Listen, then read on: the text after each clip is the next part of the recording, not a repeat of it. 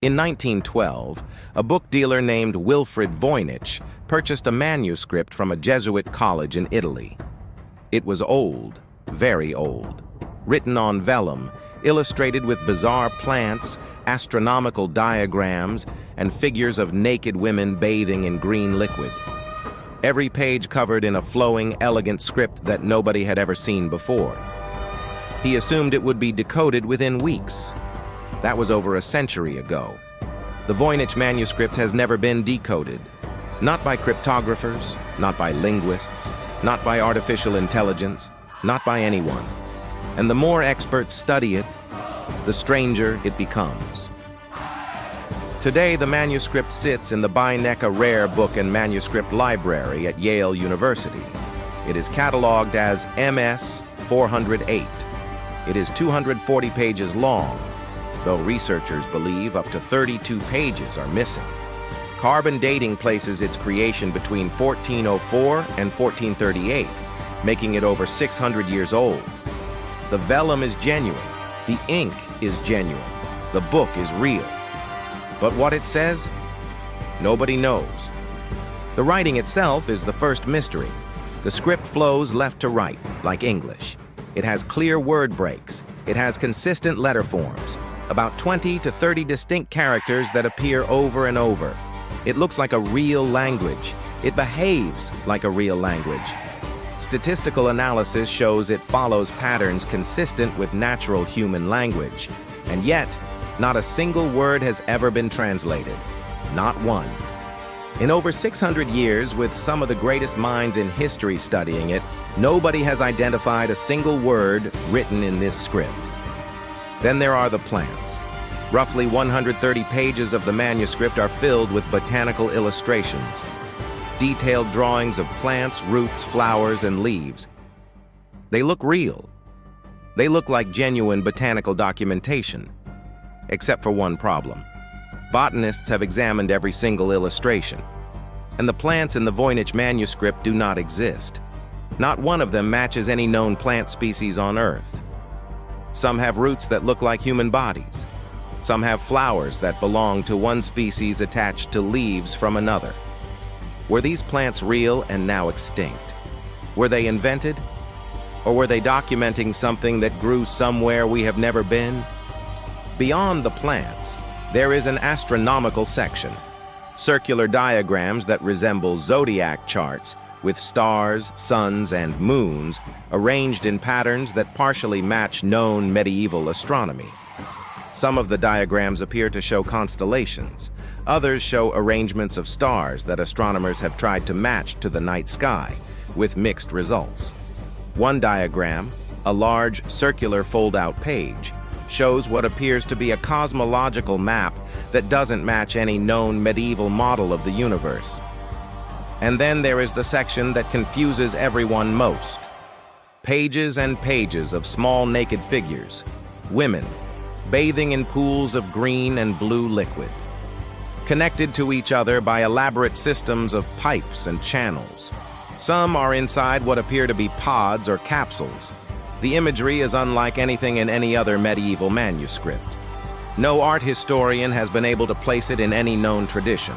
No medical historian has been able to explain it as anatomy. No one has been able to explain what it means or why it is there. When Wilfrid Voynich purchased the manuscript in 1912, he also discovered a letter tucked inside.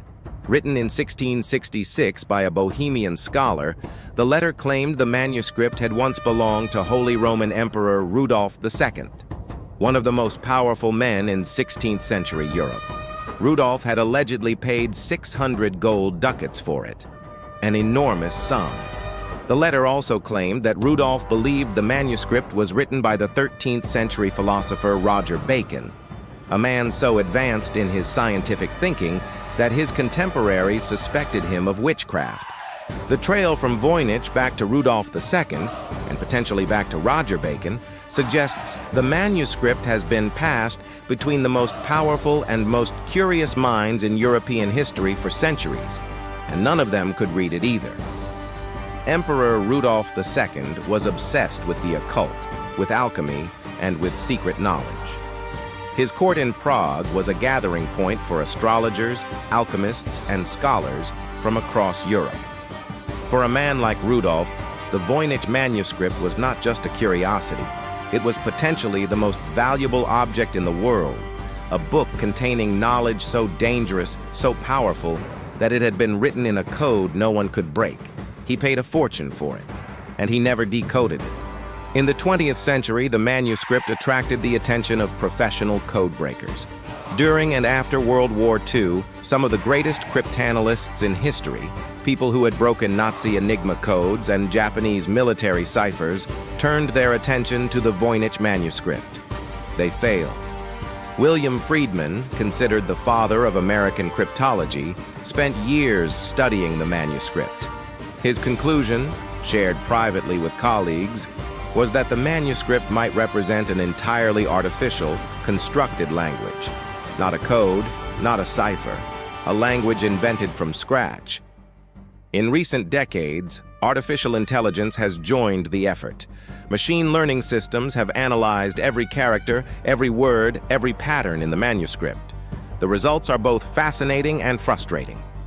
AI analysis confirms what human linguists found. The text behaves statistically like a natural language. In 2019, a Canadian computer scientist claimed his AI had identified the manuscript's language as Hebrew, written in a complex encoding system.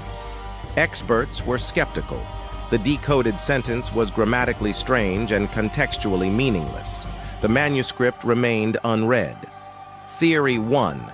It is a genuine encrypted text. A medieval scholar or alchemist encoded real knowledge in a cipher so complex that it has resisted all attempts at breaking it for 600 years. The knowledge could be alchemical.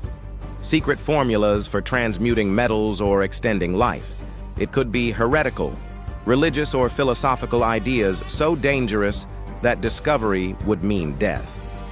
Under this theory, the Voynich Manuscript is the greatest unsolved cipher in human history. Theory 2. It is an elaborate hoax. Some researchers believe the manuscript was deliberately created as a fake. A meaningless book designed to look like it contained secret knowledge in order to sell it to a wealthy collector like Emperor Rudolf II.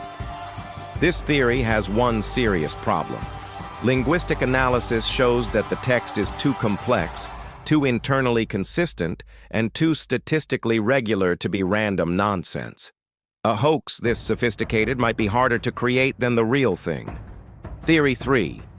It documents a lost civilization. Some researchers have proposed that the Voynich Manuscript was not created in medieval Europe at all, but is instead a document from a civilization that no longer exists. The plants that don't match any known species, the astronomical diagrams that don't match any known medieval model, the script that doesn't match any known alphabet. What if these aren't mysteries, but simply accurate records of a world that has since disappeared? Theory 4 is the one that serious academics refuse to discuss publicly, but that many of them have privately considered. What if the plants are not from Earth? What if the astronomical diagrams show a different solar system? What if the bathing figures represent biological processes completely unlike anything in human medicine? Because they are not human medicine at all. The Voynich Manuscript contains no known plant, no known star formation, no known writing system, and no known cultural context. Everything in it is unknown. Everything. In 600 years of study, not a single element has been definitively identified and explained. In 2017, a researcher published a paper claiming to have finally decoded the manuscript. He argued it was a medieval women's health guide, written in abbreviated Latin. Within days, medieval Latin experts had identified fatal flaws in his methodology. The manuscript had defeated another challenger. The score remained. Voynich Manuscript, every scholar who ever tried, 0. What makes the Voynich Manuscript uniquely maddening is not just that it is unreadable, it is that it seems to want to be read. The script is neat, consistent, carefully formed.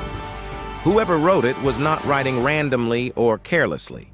They were writing with intention, with purpose. Every element of the manuscript suggests a mind that was trying to communicate something specific and important.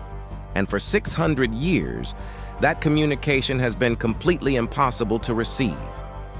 Who wrote it? The honest answer is, we don't know. Carbon dating tells us it was created in the early 15th century, but the identity of the author is completely unknown.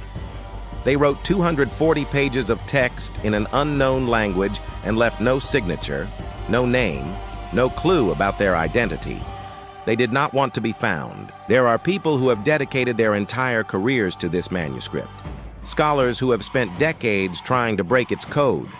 A British researcher spent years developing a theory that the manuscript was created using a 16th century encoding device.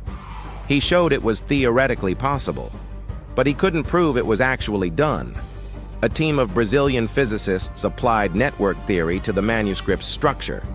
Their conclusion: it has the characteristics of a real language, but which language, they could not say. The Voynich manuscript is still there, still unread, still waiting. 600 years of silence. The greatest minds of 6 centuries have looked at its pages and walked away with nothing. Every tool humanity has developed, from medieval cryptography to modern artificial intelligence, has failed to extract a single confirmed word of meaning from its pages. Whatever it contains, whether it is the secret knowledge of a lost civilization, the encoded discoveries of a medieval genius, or something else entirely that we haven't yet imagined, remains perfectly, completely, impossibly hidden. Some secrets are protected by locks, some by distance, some by time. This one is protected by something we have not yet invented a name for. If this mystery kept you thinking, subscribe. Because what they hid from history, we are bringing it back, one secret at a time.